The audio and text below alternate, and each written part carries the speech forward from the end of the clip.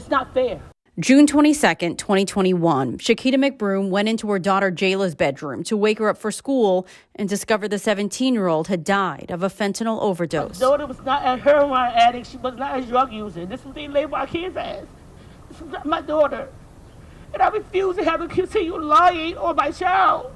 According to this March report by the chief medical examiner, opioid-related deaths have spiked since Jayla lost her life. Last year alone, 448 D.C. residents died of overdoses. That's an average of 37 people each month, the majority living and sadly dying in wards 5, 7, and 8. The opioid crisis is an epidemic almost as bad as the COVID crisis. The Health Alliance Network and the Opioid Solutions Working Group gathered outside the Wilson building today.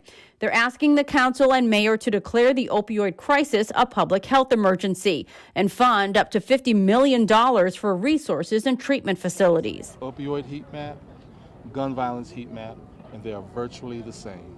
Health Alliance Network Chair Ambrose Lane points to D.C. police and D.C. health data showing a link between overdoses and crime, with poverty and housing instability, the currents that run through both. That says that if you address the opioid crisis, then you also begin to address the crime issue and the gun violence issue. What we have learned from the crack cocaine epidemic is to help those suffering from the opioid fentanyl crisis.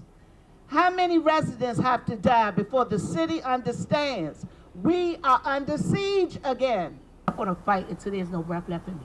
The health advocates finished their day meeting with council members, sharing this data as they continue to push for more resources and recognition of this health crisis. Outside the Wilson buildings, Yulia Gonsalves, WUSA 9.